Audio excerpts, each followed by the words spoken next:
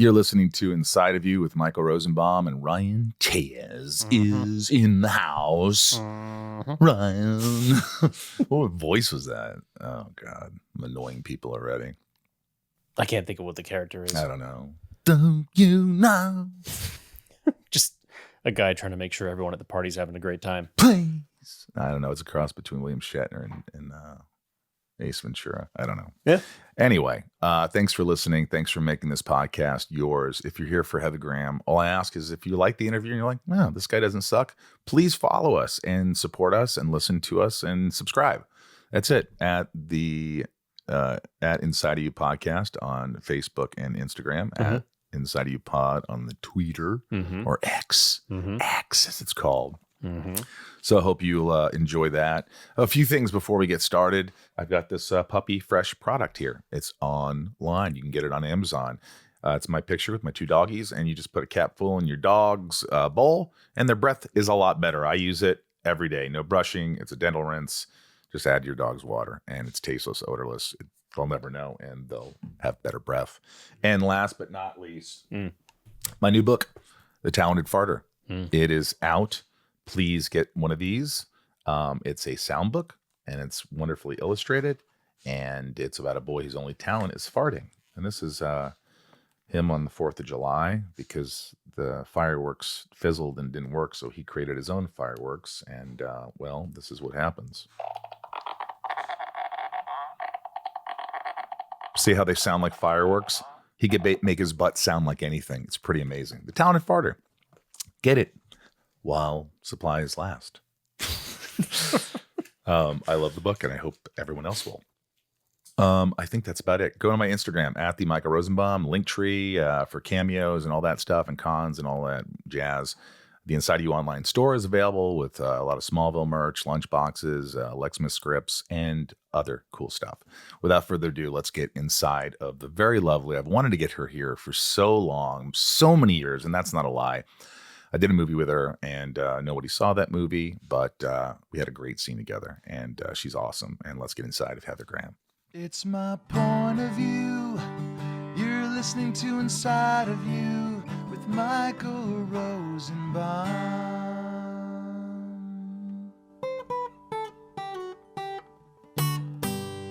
Inside of You with Michael Rosenbaum was not recorded in front of a live studio audience. You know, I'm sitting here with a writer, actor, director. I mean... That's sweet. Thanks. I mean, it's cool. It's like, you know, do you think that... I just get right into it. Yeah, go for it. I mean, do you just think that you sort of get bored? I saw a fly. Did you see it? Mm-hmm. I've never had a fly in here. But he's it's here. Real life. Yeah. But do you ever feel like a lot of times we get bored or it's the same old thing? We don't really have a lot of control. I want to write something. I want to direct something. Is it something that you wanted to just see if you could do it? Or was it something that you're really passionate about from the beginning? I think it's just as a woman in the business, you know, I wanted to see more female stories told by women. And so I thought I'll make it. And I guess I made the kind of movie that I'd want to watch. Chosen Family. Yeah. Just something that was kind of inspiring and just about my journey in some ways. And just as something that's meaningful to me. You know, sometimes I love being in movies just as an actor and telling a story that's not really personal, but I wanted to just tell a story that really meant something to me. Yeah, because it is personal. And was that hard? Because I know, like, you know, you and your parents, you had differences. Mm-hmm, you know, you wanted to do certain things. They may have held you back. There was a certain feeling that you had, I guess, as a child that you felt like eventually I need to let this out this way. This is healthy for me. This is therapy in a way. Yeah, I guess, you know, movies I like, a lot of directors I like, they tell stories that feel personal, and there's something about it. You think, oh, this feels kind of real. So I get inspired by that sort of stuff. So I wanted to make something like that, even though it's not exactly real. Like a lot of it's made up, but something that feels like it comes from a real place. Did you ever get any heat from your family members or anybody say, why did you depict us like that? Because, you know, that's bound to happen. Yeah. Well, I'm estranged from them. So there's no relationship at all? No. Well, there you go. So you're not going to get any flack for that. I'm not going to get flack that I know of. But was it difficult for you think, to write this? Because you could tell it's passionate and it's like, it's heartwarming because as a child, and we're talking about Chosen Family still. Select theaters and on demand. Awesome. But I think as a child, I used to escape to my friends' houses because their parents, I always wish they were my parents. Wow. And a lot of ways. So you can relate. You had some challenges with your family. And I love my mother and father, but for whatever reason, I was drawn to my friends' parents, and whether it was the Cutters down the street or the Shepherds or the Lallies or whoever it was, the Eidelmans. I remember these families, and I remember being at their house, and Mrs. Eidelman once said, does your mom know you're here? You've been here for 5 days. I go, well, summer. She doesn't care. That's funny. And wow. now I want to know more about your family. I just felt like I was more a part of something. And then like you're more similar with, you had more in common maybe, or? I think I felt more liked. Right. by other, and maybe that wasn't true. Maybe I'm sure they loved me and all that, but for some reason I just felt like an outsider in my family in a lot of ways. I just felt like I was sort of the dumb kid, not together, not that smart, not that tall, not that, well, look, you proved them wrong. Well, I guess you're very tall and smart. Thank you. But do you ever think that we still don't lose that feeling we had as a child, which keeps us the burning desire to prove ourselves? Yeah. I mean, I think I read like Leonardo DiCaprio say something like, where you always feel like you're that kid when you were growing up, even if you're not, like, cause I was a nerd and I felt like I was awkward and not really getting a lot of attention.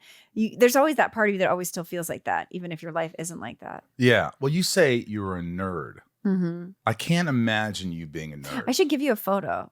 Well, I can't look at like Boogie Nights and think that you were a nerd. But I had help by that point. I was like 26 at that point. But no, but when I was like 15, 16, I had some pretty bad style, some pretty bad hair and makeup. I mean, I was still cute, but I looked really awkward.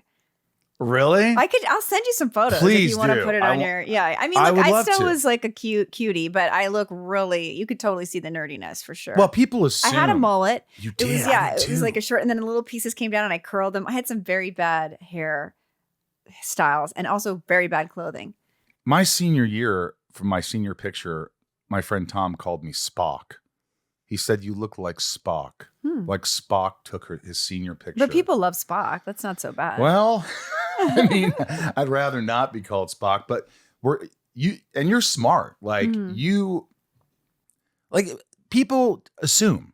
Right. People say, oh, she's beautiful, she's talented, she's gorgeous, she's this, she's that. Yeah. They just assume. They don't realize that maybe you had a tough childhood. Maybe you were a nerd. Maybe your grades were really good. No, my grades were so good. And it's funny because, I have a pitch with a friend right now about sort of feeling like people don't really understand you. But what I grew up not being seen as attractive and getting like extremely high grades and being in advanced placement classes. And then I was getting cast in these roles where I was like the pretty girl at school. And I felt like it was so weird. Like I was projecting this thing that I wasn't in my real life. Was that hard for you? It was fun because even though I was smart, I was like, I don't care about being smart. I just want to be pretty, And I just felt like the pretty girls got all the attention. And I'm like, I want to be one of the pretty girls. But then if people do think you're pretty, you're like, but wait, I'm smart. And now you don't see that anymore. And then I got annoyed. And what did you do when you got annoyed? I just was like, I need to write and direct a movie. And finally you did. I finally did. I don't think, because I've done it. I wrote, directed, and starred in this raunchy comedy that I wrote that I love. And I had no idea how difficult it was. It's so being hard. the lead in your own movie. It's like torture. You're so tired. Yeah. Because you're doing everything. And it's stressful. Like, it's so stressful. What did you shoot, Chosen Family? How many days did you have? Oh, we were supposed to have 15, which is like nothing. And then we ended up with 14, which is 14 days or 100 and something pages? It was insane. Did you ever lose your cool? Oh, yeah. Every night I was like, my brain it was hard to fall asleep because my brain was going like, wah, wah, wah, wah. Did you ever snap on set?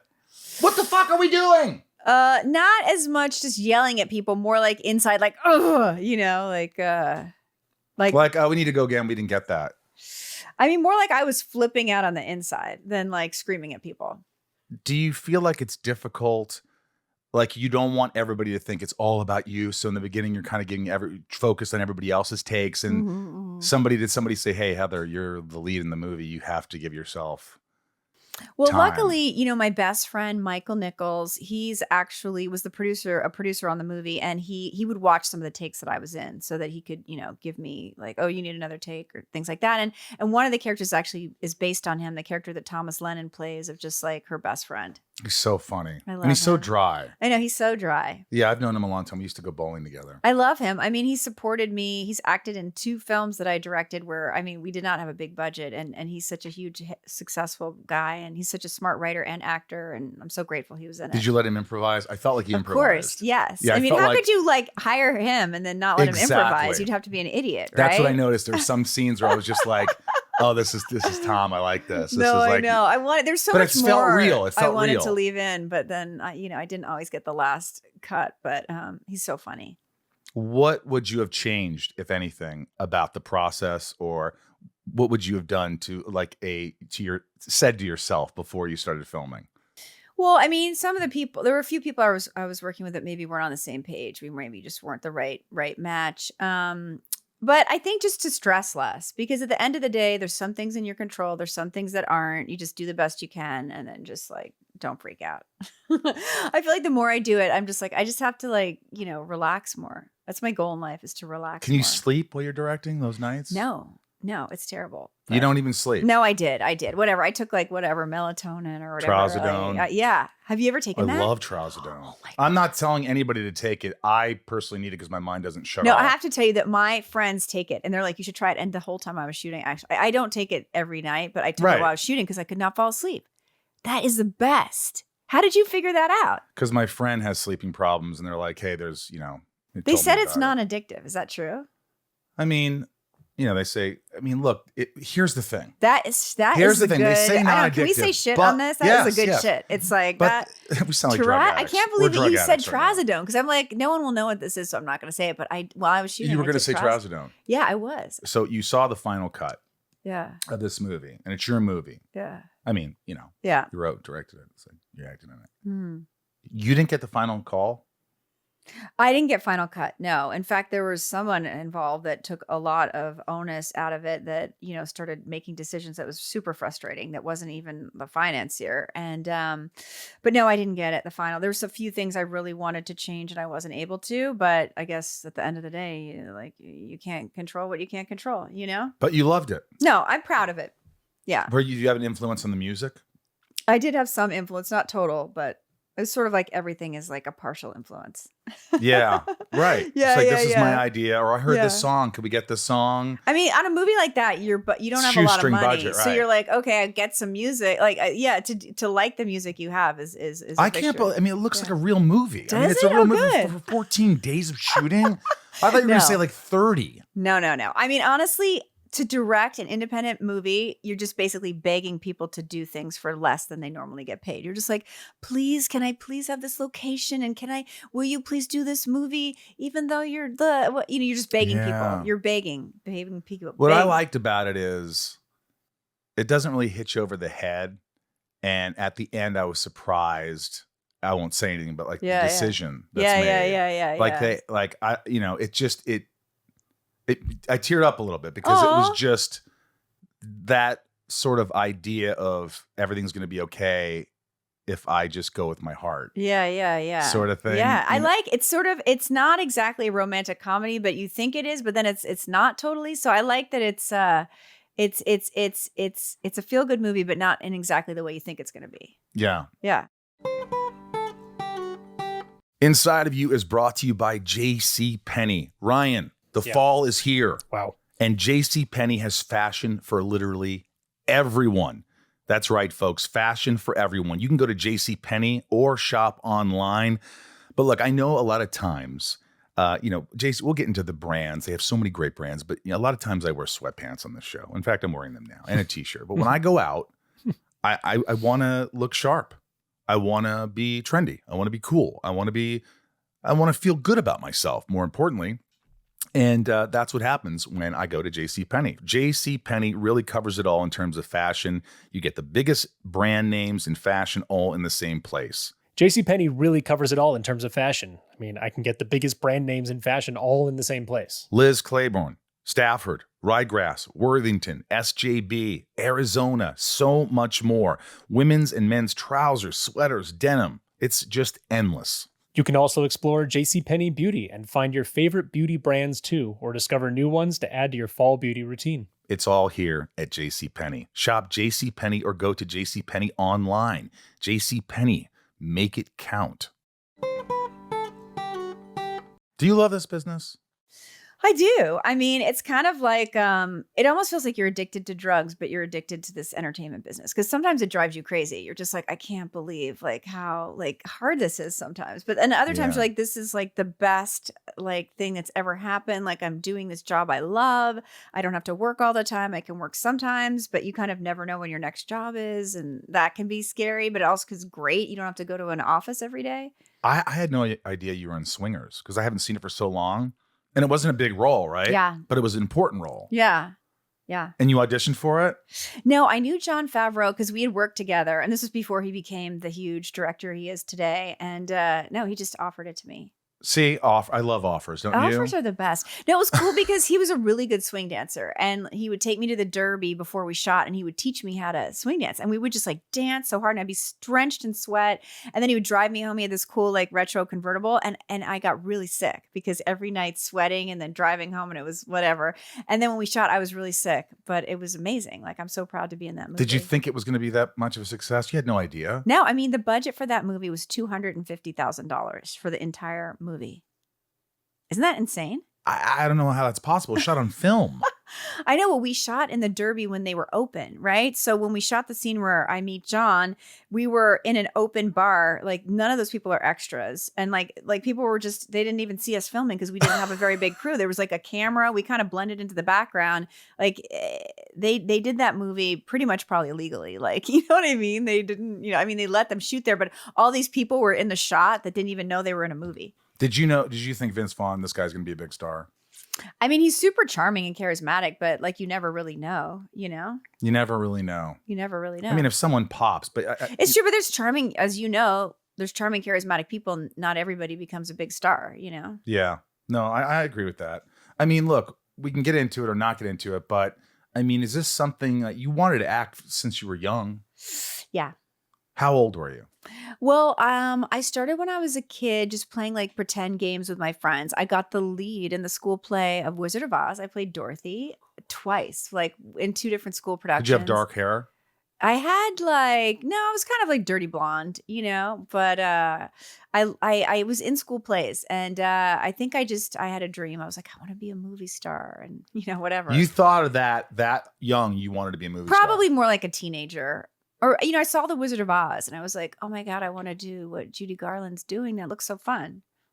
See, I love the fact that you just said, I want to be a movie star because I think that's the reality. I don't think people go at a young age, I want to be an actor and I just want to study theater. And I want to, you know what I mean? I think that like whenever I decide, I'm like, I want to be in the movies, man. But I mean, I think there are some actors that love theater and they probably think I want to be in theater. But no, I think maybe when I got more a teenager, I would be like watching Meryl Streep and I'm like, oh, I want to be a really good actress. But definitely being a movie star looks fun. Yeah. And your parents, did they come to the play? Yeah, they came to the play. Did they think you were good? Did they say good job? Yeah. So everything was okay at that point until it was like you decided to want to do movies that weren't really their taste or your yeah, sure. Heather's. Yes. I got offered that part and they basically said they would kick me out of the house if I did it. And I was like just about to graduate high school and so I didn't do it. How mad were you? I mean, I'm mad, I'm frustrated, but thank God I don't have to do what anyone says anymore. Do you think you have a certain, because I had, I'm not, all I'll say is I don't like authority. Right. I don't like people telling me I can't do things. Well, this is cool. You're your own boss now, right? You call the shots. Like authority figures, like I think it's because I was always told, no, you're not this, you're not smart, you're not that. I don't, people's tones. Who said with that? me. They sound horrible. Just, I'm not going to, I don't want to get into it. Okay. But yeah, when I was a kid, and so I don't like when someone raises their voice with me. I don't like when people. You get triggered. I get triggered, but I don't get like. I just get like.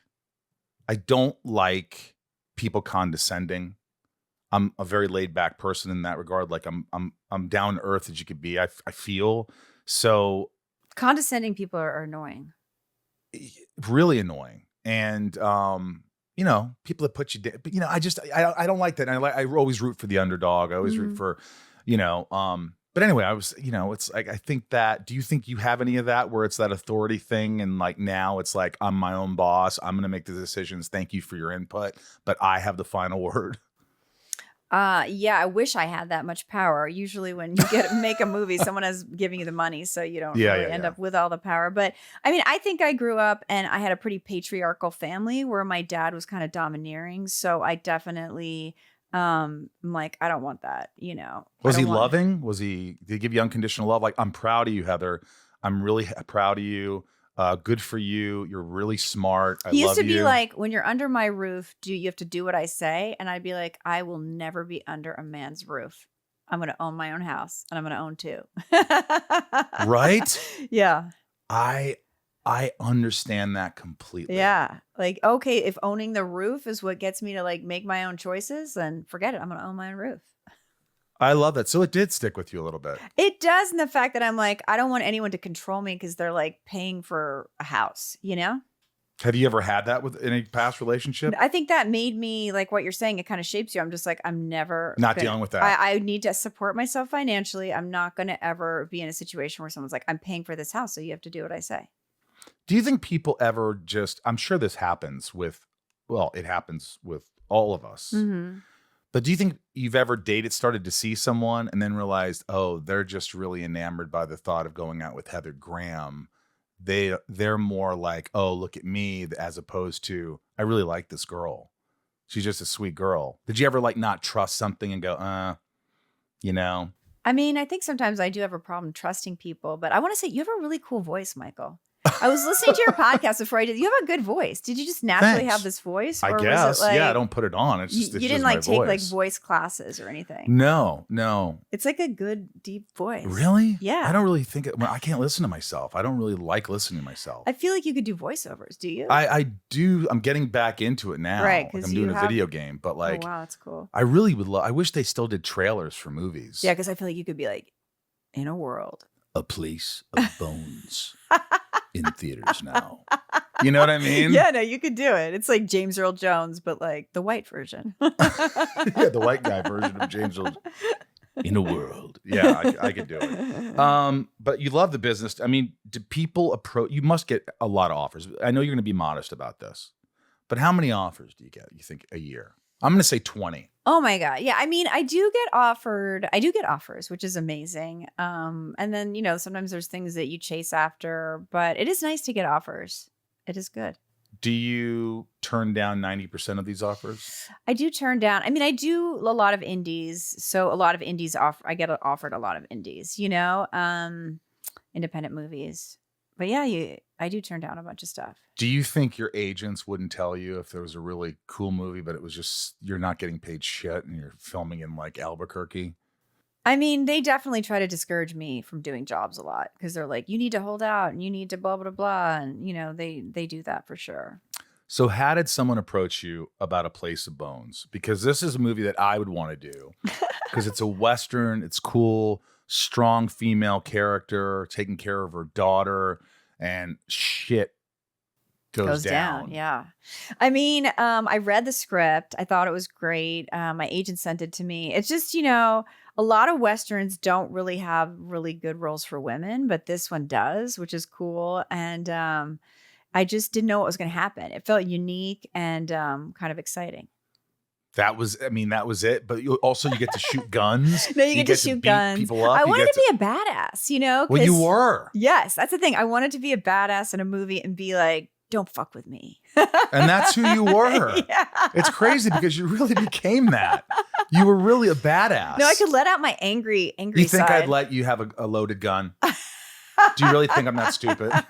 You know, it was just like, it was fun to watch you do that because I could tell you were enjoying it. I was into it. I was so into it. It's fun that we had a female director. Her name's Audrey Cummings.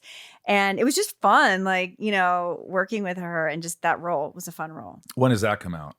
It comes out, I think, August 24th. A Place of Bones. Yeah. A Place of Bones.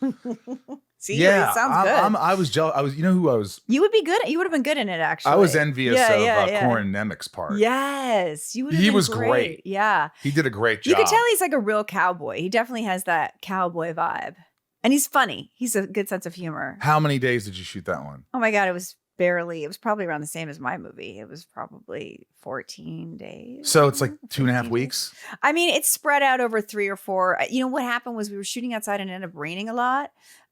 So we had to, you know, we waited around a lot for the rain to stop. And you don't have any time really. So it was probably like a month, but and some Tom of the days. Hopper. Yeah, he's really coming cool. on the podcast next week. He's really cool. He's really nice. He's really cool. He's very healthy, and he has a super, like, he's in amazing shape, and he eats this really healthy diet. And so I was like picking his brain. Like, he really thinks about what he eats and what he cooks. And I don't know, it looks amazing. I was going on his Instagram. He's like always eating all this really healthy food and cooking it and whatever. I just can't. His body is a temple.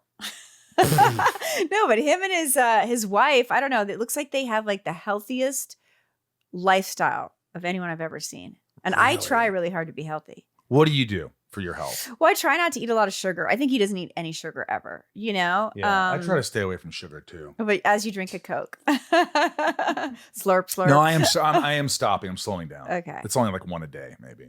Well, look, you're a guy. You have a fast metabolism. Well, I'm getting older, so that metabolism is not as, No, you have to be more careful. Like, as you get older, it's like, okay, I can't go as crazy with what I'm eating. Well, you obviously work out. No, I work out. How often?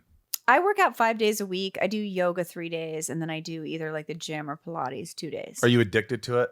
Do you love it, or you just do it because you have to? Knock on wood. It is a rush to. I love yoga the most. You know, it just isn't as toning sometimes, but like yoga's the best. I feel like I get high off of it. I feel like whatever I'm stressing out about, I can like relax and just like, you know, get into feeling good when I do. What about therapy? Do you go to therapy? I go to therapy. Yeah. Every week?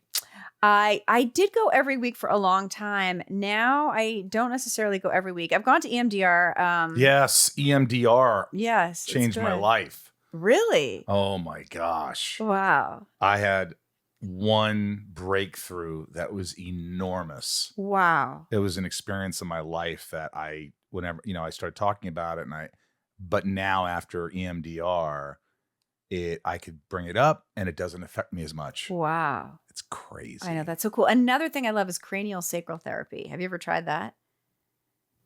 No. It's great too. I think you would love it. What is that? It's kind of like a gentle massage. It almost like relaxes your nervous system, and it can allow you to like process stuff from your past or just understand like patterns of tension in your body and how to like relax it. And it builds up your immune system. So if you feel like you're getting sick and you go, a lot of times you won't get sick. Wow. I love that you're so open. This week's Make It Count moment is sponsored by JCPenney. In a world where things change as fast as the seasons, JCPenney is there to help make fashion count for everybody and everybody. The moment we wanted to make sure counted to you was Heather discussing throwing caution to the wind on Boogie Nights and what it did for her career. It was terrifying. Terrifying. I was terrified. And, you know, as a woman, I have to say, even if you go, okay, well, maybe I know sometimes men find me attractive, you're like, you look at all the flaws and you go, oh my God, they're going to see these flaws and, you know, but it was pretty terrifying. There's an aspect too when you're an actress where you want to get into the character. So you just try to like get out of your own head and just be like, what is the character thinking? I'm just going to be this character. Thanks again to JCPenney, the fall destination for the latest trends, budget-friendly fashion, and beauty products. Shop JCPenney in store or online. JCPenney, make it count. I was thinking, oh, she's not going to want to talk about her past at all. She's not going to want, and not that that's a bad thing. It's just like, hey, let the past be the past. But like Boogie Nights, you auditioned for it. I did. Did you have to show your boobs? No. Because back then I thought that's what they did. No. Well, I mean, I'm not saying that never happened, but no. I just would read. I read a few scenes with and, who? With a casting director, okay. and Paul Thomas Anderson was there. I mean, they did make you. They were like, "There's nudity in this role. You have to agree to do it and sign this contract that you're agreeing to do it." But no, they don't make you show your boobs. How nervous were you, and did you almost not take the role because there was nudity? I mean, at that point, so I grew up in a religious family and they were like, don't do anything with any sexual content, but try to be a woman in Hollywood in like your early 20s, mid 20s, and then to try to get no roles with any sexual content, it's like impossible. And so I had turned down a few things where there was sexual content. And then I saw other people like having really good careers. I just said, screw it. Like, I want to do this. The script is amazing. They had originally offered that role to like somebody really famous who turned it down. And so then I got it. And that was just a huge, great turning point in my career. Did your agent say, this is huge? My agent was like, yeah, do it. You know, I mean, they were into it. Were you intimidated by any of the other actors? I mean, I think at that point, you're just excited to be working with famous actors. You know, I mean, at that point, Mark Wahlberg was not a famous actor. Julianne Moore and Burt Reynolds were the famous actors. And, you know, if you think about all those people like Philip Seymour Hoffman, Don Cheadle, they weren't really famous at that point. No. And John C. Reilly, people like that. Yeah. I mean, so many great. That movie will go down as one of the best movies ever made. Oh. It just will. I know. I feel and you grateful were an integral to be in part it. of that. My role was so fun. Such a memorable role. Yeah. Did you know how to roller skate? No, I had to take roller skating lessons, and I learned at this parking lot in Beverly Hills. And every time I drive past that parking lot, I'm like, that's where I learned how to roller skate for Boogie Nights. Really? Yeah. Were you? I mean, think about it though. Like, you're with all these big actors, and then boom, action, take off your shirt, and here I am, roller skating in naked. Like, it was terrifying. I was terrified. And you know, as a woman, I have to say, even if you go, okay, well, maybe I know sometimes men find me attractive, you're like, you look at all the flaws, and you go, oh my God, they're gonna see these flaws, and blah, you know, but it was pretty terrifying. I mean, you probably went to the makeup room, and if there was anything wrong, you just go, oh, blemish, just let's touch that. No, I remember just sitting in my trailer, like being like, oh my God, I'm so scared. But then there's an aspect too, when you're an actress, where you want to get into the character. So you just try to like get out of your own head and just be like, what is the character thinking? I'm just going to be this character. That's the key, isn't it? Yeah. It's to erase those thoughts, because you need to just focus on what you're supposed to say, what you're supposed to do, how you're supposed to fit. And I didn't want to be like Heather Graham feels nervous about this moment. I wanted to be like, I'm, you know, Brandy in this scene, and this is what I do, and oh, this isn't a big deal, and da da da da, and these people are my friends and my family. You know, it's just like, this is part of our life. Like, I was just trying to think about it as the character would think about. How many takes you think? Like, you remember your first take when you first went on, and it's like, here I am. How many takes did he do with that? And what scene was that? Do you remember which scene it was? Which scene? Do you remember which scene you shot first? Well, I think the one I was really afraid of, you know, was the main one, was just where I, you know, it's like the naked scene. And then it's when with Mark Wahlberg and Burt Reynolds. And yeah, it was scary. But then when it was over, you're just like, I did it. And you know what? Yeah. Watching you, it's like, obviously you know this, it's been talked about forever, but like, you're so like chill. Like, this is you. Right. It's not Heather Graham. Right. This is this character. Right. And you just like, it was amazing how you just like, I was like, I mean, there wasn't a doubt in my mind that you're this girl. It's I mean, you know cool. What it's like. You're an actor. You just you want to just be that. It's so fun to get out of your own reality and out of your own head and pretend to be someone else, and just pretend you have this different life. And it can be so fun to do that. Yeah. What's your favorite scene in the movie that you weren't in? That I was not in? I know mine. Which one? Sister Christian, know the time. When he's in the room by himself. What was his name? Yeah. I mean, the one that I like, the one with Julianne Moore, where it's like, will you be my mom? If I ask me to be your mom, will you say yes? Blah, blah, blah. Like that scene, I really like that scene. Yeah. That's why I'm in that scene. But no, and I love the beginning, you know, the shot that's like that one long thing where you see everybody and it's a long tracking shot, Steadicam shot. I love Steadicam shots. When you saw the movie, were you blown away? Like, were you honestly just like, this is fucking awesome? Yeah, I was. And at the same time, you know, when you're in something, sometimes it's hard to be like totally objective because you're in it. But yes, I was super proud of it and excited to be in it. I mean, it changed your life, right? Yeah. That was the movie that changed your life? I think so. Yes. Because you probably weren't getting a lot of offers at this No, point. it helped me go from like I'm auditioning to try to get jobs into like I'm getting offers and I'm getting paid more money and I'm buying a house, Was it? I got to buy my own house just like you, Michael. Yeah. Was it the happiest time in your life, you think? One of the happiest when that movie came out? I mean, it was very creatively satisfying because I felt like it was a moment where I felt like, oh, people think I'm a good actress, And even though I'd had other, I'd done Drugstore Cowboy or I'd been in some other movies, it just felt like, oh, my career feels like it's on a good track. And was it hard to choose the projects that you were getting offered? It is hard, because you can look back and go, oh my God, I made a wrong choice or, whatever. But I mean, I'm just grateful that I'm still working. I just feel really lucky that my whole life I've supported myself as an actor. I feel it's really lucky. Have you ever worked with pains in the asses? Oh, for sure. Like people you're like, oh my God, I fucking don't want to work with this person again. And what do you do? And how do you go about your day when you're dealing with someone who's difficult? Well, I have a few friends I call. Like, I'm like, this person did this person did that. And they're like, they help me talk through it. I vent and they're like, okay, this is the way to handle it. Because sometimes when you're really triggered, you don't know what to do. So it's like, okay, you can't do anything about this, but you can do something about it. I get good advice from friends. They always say in this business, it's like the most important thing a lot of times is who you hang out with. Right. You got to keep your vibe good. I was with the wrong crowd. You seem like someone who's so popular. Like, I feel like you have a lot of friends. I think I get along with a lot of people. I think I've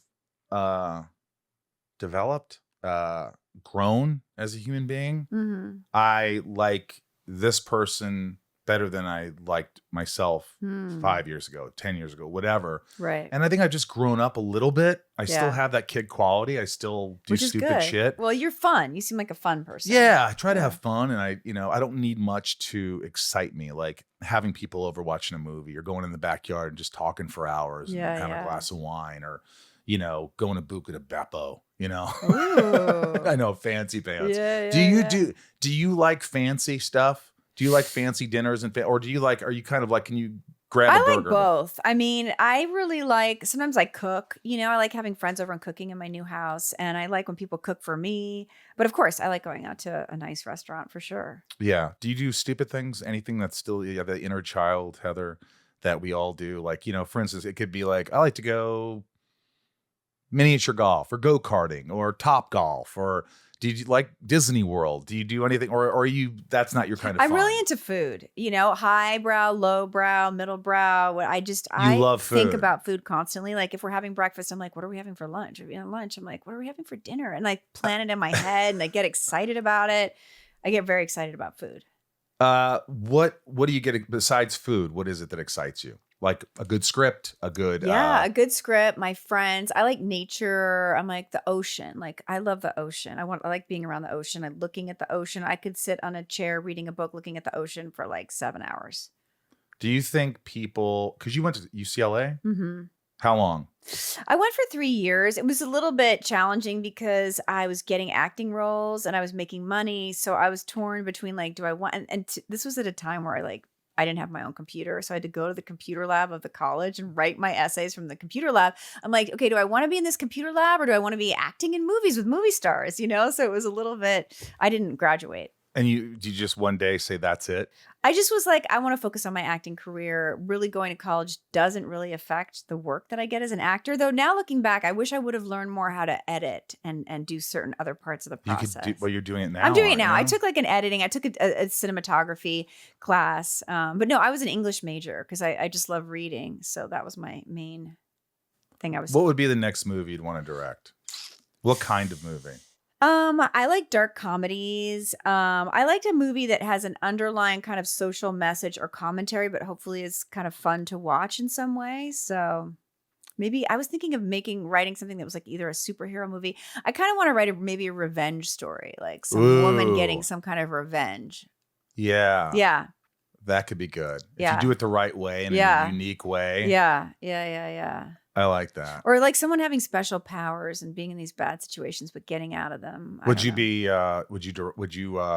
be the lead in it, or would you just direct I don't it? know. I could do either. I mean, I could also just direct it. I do have another script that I wrote. It's called Triggered, and it's kind of like a dark comedy. I mean, well, you just don't stop. Like you're so busy. Like, what happens if I optioned a book too, so from God. Leanne Moriarty. No, but the thing is, you know what it's like. You're doing this too. You can have a lot of things in development, and then tomorrow something could go, or it could go in like 4 years. You don't know. But what happens if you just, could you ever quit? Do you ever see yourself saying, I'm done, I just want to go relax I definitely somewhere? had moments where I'm like, oh, this is too hard. Oh my God. But now it's like, I've been in it almost like so much of my life. I think I'm in this to stay. Like, I love it. How old would you think you'll be before you say, I've had it? I mean, I want to keep going. Like, Really? one of my favorite movies is Harold and Maude. Oh, So my God, goal yeah. is I want Ruth to Gordon? remake it and play the Ruth Gordon role when I'm like 80 years old. Oh my God. She inspired my life. Like She was her brilliant. spirit in Get that over movie. here, you. I I love her little. She had that, now when. Yeah, And then she was like, there was that scene with all the flowers, and she's like, the sad thing is some people think that they're like everyone else, but they're each is an individual, and like just celebrating your life. I don't know. She was amazing. So you're going to work till the end if you can. I would like to. I love that. I don't see that in myself. Okay, so what is your ideal scenario? Well, I have to wait till my friends with real jobs could retire. And when then those guys can retire, can then hang we out could with talk them. about. Then we could always hang out. And this is 'Cause- like your perfect job for you because you can just hang out with your friends while you're Yeah, like, doing a it's like, podcast. guys, what are you guys doing? Working. Oh, that. No, but like So you're waiting for your friends to retire so you can hang out with them all day. yeah, or just like my dream has always been. I'm sure a lot of people's to have like a cul-de-sac with like 5 houses of all your friends, and you're just my God. you're just enjoying each other. Walk to the beach, go my play God. tennis, go eat, go. Honestly, that sounds like a dream. Like 2 of my closest friends, like they live in other places. My dream would be like we would all live in the friends like same neighborhood, and we could just see each other every day. Yeah. This show is sponsored by BetterHelp. I talk about how therapy helps all of us out there. And I think the stigmatism of going to therapy has changed in the last few years. And people are starting to realize that we all need someone to listen to. And there are other things that get bottled up and things that you need to talk about. We need to talk about. So I have a lot of friends. I know Ryan here uses BetterHelp and so many people out there. And so I hope you give therapy a chance. Think of a time recently when you didn't feel like you could be your full self, like you were hiding behind a mask. October is the season for wearing masks and costumes, but some of us feel like we wear a mask and hide more often than we want to, at work, in social settings, around our family. Therapy can help you learn to accept all parts of yourself so you can take off the mask, because masks should be for Halloween fun, not for our emotions. Therapy is helpful for learning positive coping skills and how to set boundaries. It empowers you to be the best version of yourself. It isn't just for those who've experienced major trauma. If you are thinking of starting therapy, give BetterHelp a try. It's entirely online, designed to be convenient, flexible, and suited to your schedule.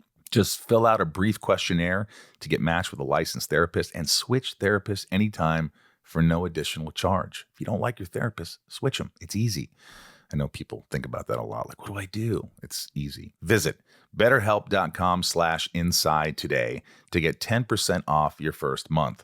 That's BetterHelp, HELP.com/inside. Does stuff like FHM's 100 Sexiest Women and all these stuff and does that stuff, do you think it's cool? Do you think it's like, do you get a little embarrassed by it? Do you embrace it? Do you it's just part of your career and part of what you do? I mean, I guess it's flattering. It's kind of fun. Like, oh, some people thought I was attractive. That's fun. Still. That's nice. I mean, it's flattering because I mean, you grow up, you're an awkward kid, and I definitely It's funny. I remember having this dream where I was like, I hope one day I get boobs. You know, like I was just like this, like, you know, puberty. I'm like, I want boobs one day. Because these people made fun of me at school and they were like, you're wallpaper, you're flat and stuck up, which I really wasn't stuck up. I was really insecure. God, I never heard that. You're wallpaper, you're flat and stuck up. Some people made fun of me in school and said I was, you know, flat or whatever. And I'm like, one day I really want boobs, you know, and then I got boobs. So that was kind of fun. When you got the role in The Hangover, that was an offer, right? Todd Phillips just offered. No, I had to audition for it. You auditioned for The Stripper with a Heart of Gold. I did. I had to audition. One audition? It was one audition, yeah. With him? Yes.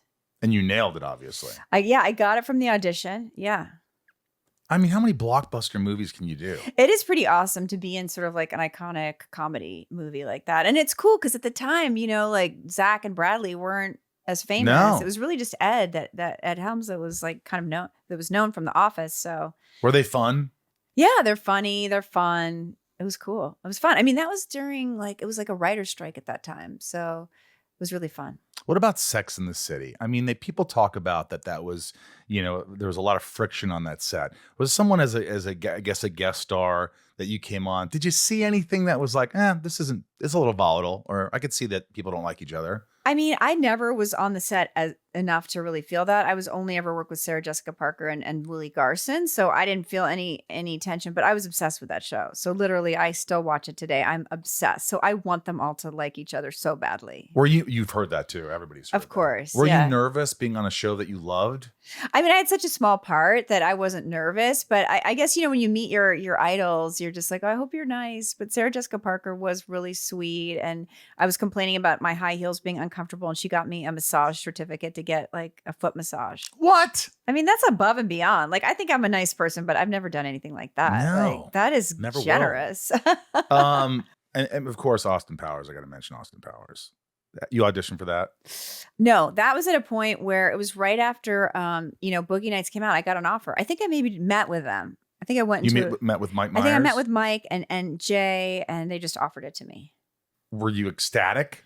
Yeah, I mean, I was ecstatic, and it was so fun to be around this comedic, you know, genius guy, and obviously Jay Roach is like amazing director, and I mean, it's just fun when you go from like struggle to get a job, and then you're like, I'm starring in like a big budget studio movie. It's so cool, and then so many people watched it, and even today, like so many people, like it's so cute. I met this girl. She's like, me and my dad watched your movie, and that's how we bonded, and I thought, wow, that's really touching. Like she bonded with her dad watching Austin Powers. When you're on set with a genius like Mike Myers, do you see a lot of different things going on? Like him trying to make it the best, a perfectionist? Is he intense at times? Is he upset at times? Is he elated at times? Just observing a genius? Or does it just come effortlessly down? Well, I think I wasn't as I didn't know as much about comedy then. Now I really love it, and I watch it, I listen to it. I'm way more into it. So at that time, I did see him almost as two people. Like he's got this side where he wants to entertain everyone, and he knows how to say something funny, he knows how to make people laugh. He's on, and then behind that, it's almost like a scientific mind where he's kind of like very serious and hardworking and thinking it all out in advance. So right? not really. It doesn't really want to talk to people when he's behind the scenes. It's when he just wants to save that energy from when he's on. I mean, he would entertain people when he was not on. Like, you know, he would entertain everyone. He had so much energy, but you could definitely see there's like a serious side to him where he's just a very hardworking person. It's not just like, oh my God, this is all off the cuff. You know, it's just like he thought about it. He planned it. He's extremely hardworking. Did he ever look at you while you're doing a scene and go, oh, try it like this. Say it like this. Do this. I don't think so. No. He would just He never gave you any kind of like, hey, try. Oh yeah, come on. Like, you know, if you wanted some, he wanted you to try different things. Maybe he did. I don't remember that. I'm sure they must have like given me some, you know, direction, I'm sure. But I just was more of like being entertained. And it was just a fun character. You know, the character that I got to play was very fun. Did he make you laugh all the time? He did. We did a lot of rehearsals. So by the time we were shooting it and everyone was kind of laughing. Wait, you rehearse all that? No, we rehearsed it a lot. So to be honest, I wasn't laughing by the time we were doing it because we would do rehearsals on the weekend before. We did a lot of rehearsals. So by the time we were doing it, we've already done it like a million times. So whatever you're doing in rehearsal, you get it to a point when you're on film, it's exactly how you've rehearsed it. Pretty much. So there's no improvising. He improvises, but he plans it out. He plans it out in advance. He's extremely hardworking. It's not just off the cuff. He randomly thought of it. I think he's got 10 different ways to do something. He's got 5 different lines. There's like a scientific mind behind his off the cuff. It's like he worked hard to get to that point. That's incredible. Yeah. I mean, to watch that, it's like, like a Jim Carrey. Well, because I know some comedians are more like, I was listening to your podcast with Kumail Nanjiani and how he was saying, he does it off the cuff, or he wanted to seem like it was off the cuff, but he is really hardworking. Or I think some comedians are like, I just want to be in the moment and I'll just do what I feel. But I think other people, they really plan. And I think Mike Myers seems like he definitely plans it. I mean, I'm sure there's an aspect where he makes stuff up too, but he's extremely, extremely hardworking. What about Steve Martin and Eddie Murphy? I worked with Steve Martin. I had 4 scenes. Look. Yeah. I loved him. He was sweet. It was a small part. It was, I worked for 2 weeks on that, but so Bowfinger. Yeah. How were they? I mean, they're amazing. I love that movie. I love being in it. I mean, Frank Oz too. I'm a huge fan because, of course, The Muppet Show. But no, that's just cool. You get to work with your idols and you're just kind of pinching yourself like, how am I in the same movie acting in scenes with these people? This is incredible. Let me guess. I bet Steve came and go, oh, sit with us at lunch. He's a lot of actors. He always did that with me every day. A lot of actors don't eat lunch with the other actors, but he would. He would eat lunch with all of us. He always did. I know. Yeah, he always would have lunch. You go. Are you going for lunch? Well, let's have lunch. I was sitting by myself one day. He goes, this seat taken? Obviously not. And he would sit with me and we would talk about stuff. No, he's warm and interesting. And he was really, he'd written a script too, but he really was warm to us. And he didn't make us feel like, oh, you small, whatever, cogs in the machine. Right. But then there was Eddie Murphy. Yes. Was he nice? He's nice. Yeah, he was nice quiet, to me. wasn't He's he? a more kind of keeps to himself. He's not as much like, oh, let's all have lunch. He never had lunch with us. But he was always sweet to me. Really? He just would shoot the shit with you every once in a while?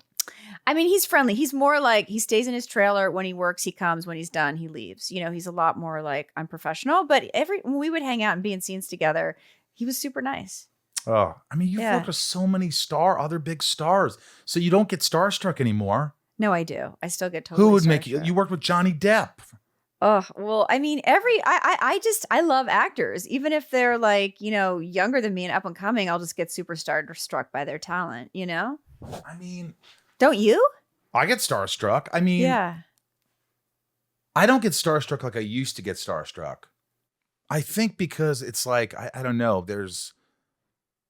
Inside, maybe I'm sort of like, oh, wow, this is Tom Cruise in front of me. I'm talking to Tom Cruise. He remembers me from a party. What? Are you serious? And I'm like, wow, this is cool. Yeah. I'm not like best buddies with him. Yeah. But I think I get starstruck by people's talent. We were talking about that Jeffrey Dahmer show, which I couldn't get through because it was too disturbing. But Evan Peters, I'm like, that dude's a really good actor. You get starstruck by him? Well, I've never met him, but I'm like, that dude's extremely talented, and then he's been in all these other things that he was so good. Like anyone that's got that much talent, I definitely get excited. And then Adam Sandler, Jack Nicholson, one story with Jack Nicholson. No, that was cool. Well, basically, so we were in a scene where we were at a restaurant. We were sitting at the bar, and he just started talking to me and telling me all these stories, and I'm like, I can't believe he's being this friendly and talking. What to me. What story is he telling you? Do you even remember? I mean, I feel like, I don't know if I remember. I more remember because when actors are done shooting, you could just leave and go to your trailer or talk to someone else. But he sat there talking to me just like a normal person, just interested in having a conversation. And I remember being blown away. I'm sitting talking to Jack Nicholson. This is incredible. Was he is he doing Jack, or is it, no, is it more he wasn't. Yeah. So do you know what do you, I'll say this about him. He was interested in me, he wasn't just let me just lecture you on all my stories. He was really asking me questions, really just not in even that persona. He just seemed really cool. Isn't that awesome? I had a conversation really awesome. with him once at a Lakers game. Once. What was he like? We were back in the chairman's room and he was smoking a cigar. There was nobody else in there. And he looks at me and goes, well, if Shaq had fixed his foot, we might have a chance.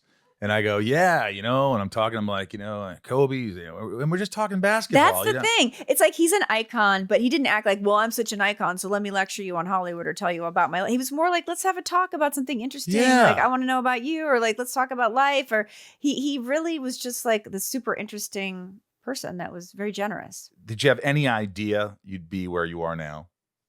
Did you dream that? I did dream it. I mean, I've dreamed it. I wanted it. Did but you see it?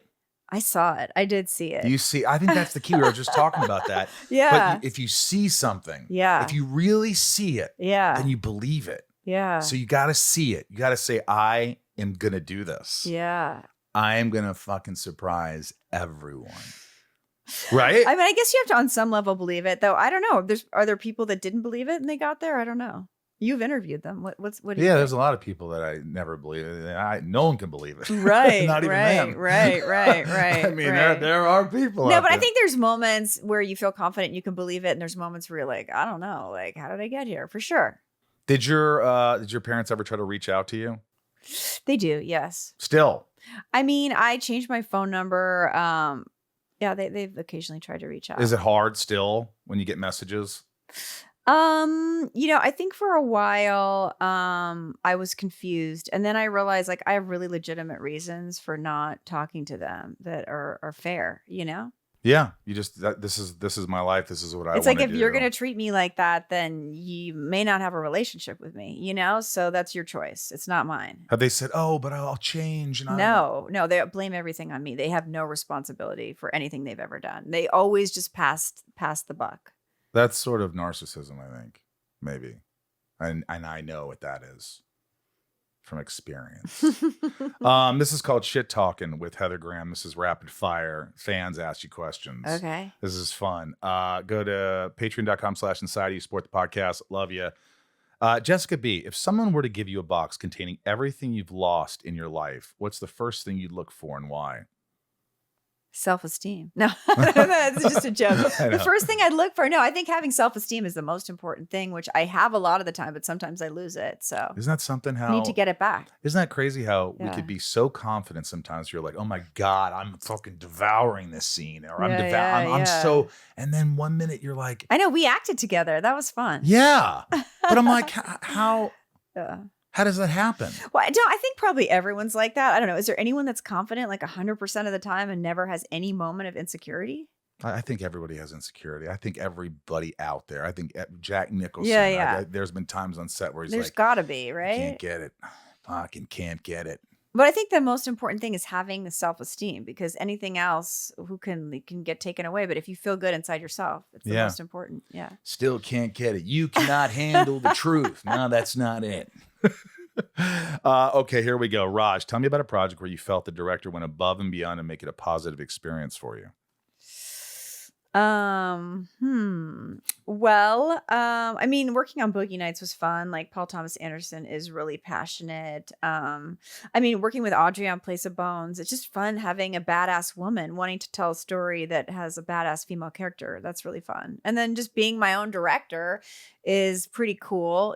Cast yourself. It's fun. Dana S., what is your most favorite guilty pleasure?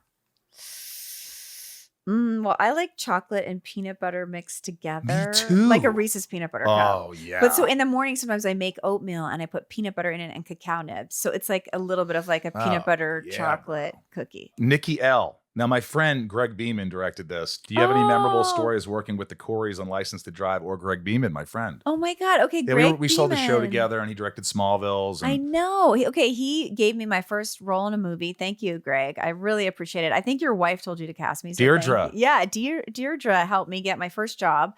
So it was just so fun. I was in high school. I got to drive onto the 20th Century Fox lot and feel like I was a movie star, baby. And then Corey Haim and Corey Feldman, I just been watching their movies. So it was really fun to get to work with them. They had to have hit on you.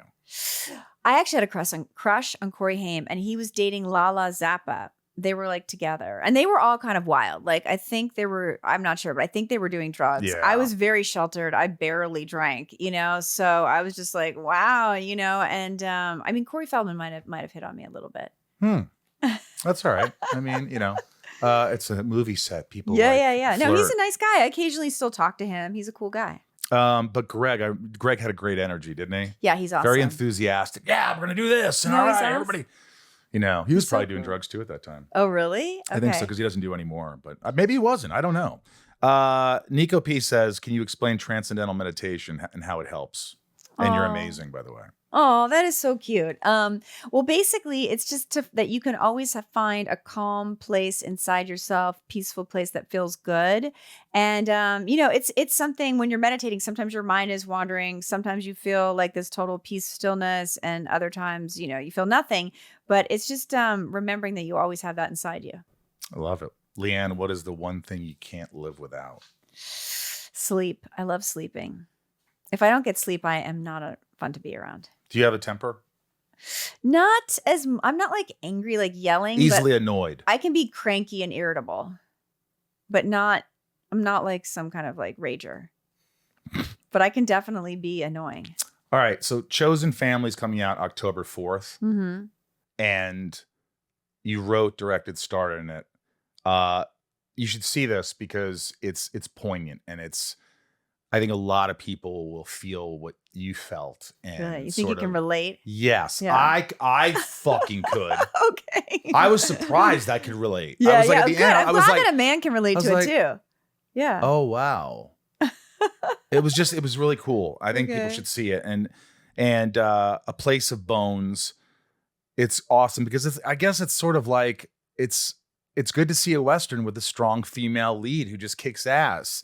And is has this daughter that she's raising, and then these other bad guys come in, and there's some shit that goes down. Yeah, you would be good in that movie. Yeah, you would have been good. Great. And, Yeah, and that comes out in August. And what's your Instagram? I'm Heather Graham. Just I am, and then my name. Do you follow me on Instagram? Not sure. I will though, starting today. You will? I'm going to. Thank God. Do you have a dog? No, but you post a lot about your dogs. No, I just was Okay. wondering if you had a dog. I don't. You don't? You have a cat? I don't have any pets. You have such freedom, don't you? It's a lot of freedom. that's Though the one day I thing. do want to get one because I do love. A friend of mine has the cutest dog, and I'm really into her dog. So You might get a dog? might do. Yeah. All right, well, here's your first gift to get a dog. Oh, that's your thing. It's I know. my new Rosie's Puppy Fresh Breath. Those are my No, doggies. I was listening to your podcast and I saw that. That's so cute. So what? They kind of have bad breath, and so Well, all dogs have bad breath, Of and I miss course. the Puppy Fresh Breath. That's So cute. you just put a cap in your dog's water, odorless, tasteless, and you'll love it. You're such an entrepreneur. This is so smart. And I just was like, I said to my friend Tom, I was like, oh, my dog's breath. I just wish they had puppy breath. I go, how about we do something like Rosie's Puppy Fresh Breath? He's like, dude, let's do it. And so we started it. So And is it hard to get the dog to take this, or It's odorless and tasteless. So Oh, so it's she just, likes it. It's like their water. water. They have no idea. Oh, so you put it in their water? That's it. Oh, okay, that's cool. You might need it. It might come That's handy. cute. You could probably take Can some humans too. use it? Like, You might give that to your boyfriend. Are you dating these days? I have a boyfriend. Are you private? I mean, I post pictures of us together. How long have you been dating? 2 years. Well, that's pretty significant. Yeah. Is it yeah. fun? I mean, it's significant. I mean, it's not like 25 years, but yeah, it's fun. What about you? Do you have a girlfriend? What's happening in your life? I don't talk about my love life on this podcast. So you just ask questions, but you don't answer them, basically. Yeah, it's about you. It's about you. I love having you on this. This is about time. I know. Thanks for having me. I mean, honestly, podcasts are the it thing to do. You're so smart to do this. I've been doing it for 5 years, 6 Wow. years. Yeah, I big feel shout like- out to Risa. Ah, Risa. Risa, we love Risa. No, but I feel like they've taken over. Now everyone's. But you're. That's the tough thing, though. There's so Yeah. many podcasts to choose that you're hoping, No, but yours people- is like a success. You've had all these cool people. It's amazing. Yeah, it's fun. I'm You were I'm ahead of the blessed. curve. You were ahead of the podcast curve. Maybe. I think that's true. If I would have put one out now, no one would listen to it at all. But I have such the patrons are so amazing. They keep this podcast going. So they're probably like, "Oh, this guy's so fun." They feel like they're hanging out with you. Thank you for being here. You're amazing. Thank you. All right. That was great. She's incredibly sweet. And she's just cool. She's been around, man. She just, it's like she's not affected. She's like doing what she wants to do. And I really admire her for that. She's like, I'm going to do a Western. I'm going to do this tough character. I'm going to do a horror movie. I'm going to do what I effing want. Mm-hmm. And isn't that what it's all about, folks? Doing what you want. Thank you for listening. And I couldn't do this without my patrons, patreon.com/inside of you. If you want to support us and give back to the show, we could use your help. And we will read those top tier names right now. So I think we should do it. All right. Here are the top tiers. Nancy D, Little Lisa, or Lil Nisa, Nisa. Yukiko, hi Yukiko. A lot of people showed up to my band Sunspin and supported us. We played the other day, and I really appreciate it. And little Lisa, thank you so much for recording it and sending it to Rob and I. We love you and we appreciate you. And I was yelling out so many people's names that were there, right? It was pretty cool. Brian H, Niko P, Jill E, Rob L, Jason W, Sophie M, Raj C, Jennifer N, Stacy L, Jamal F, Janelle B, Mike M, Eldon Supremo, 99 more, Santiago M, Leanne P, Maddie S, Kendrick F, Belinda N, Dave Hull, Brad D, Ray Hadada, Tabitha T, Tom N, Talia B, Talia M, and Betsy D. Come on, Ryan. Jeez. Get it together, man. These fresh papers were stuck together. Rhiannon C, Corey K, Dev Nex, and Michelle A, Jeremy C, Mr. M, Eugene and Leah, The Salty Ham. Sorry. Did I say after the salty ham? You did, and I also put a weird inflection on it too. Well, it's all right. Keep going. The salty ham. Salty ham. Mel S, Eric H, Oracle, Amanda R, William K, Kevin E, Jor L, Jammin J, Leanne J, Luna R, Mike F, Jules M, Jessica B, Kaylee J, Charlene A, Marion Louise L, Romeo the Band, Frank B, Jen T, Nikki L, April R M, Randy S, Claudia, Rachel D, Jen Carolina Girl, Nick W, Stephanie Evan, Stefan, Charlene A, Don G, Jenny B76, Jennifer R, Tina E, NG, Tracy, Keith B, Heather and Greg, Ellie K, Elizabeth L, Ben B, Jammin, Pierre C, Sultan, Ingrid C, Brandon C, Mrs. Lex Luthor, and Jesse J. We love you. Thanks for supporting the podcast. Patreon.com/inside if you want to get boxes and sent to you and notes from me and blah, blah, blah. Your name shouted out. We love you. From the Hollywood Hills in Hollywood, California, I'm Michael Rosenbaum. I'm right, Diz. Yeah, a little wave to the camera. Hope you enjoyed the interview today and come back and see us next week and be good to yourself.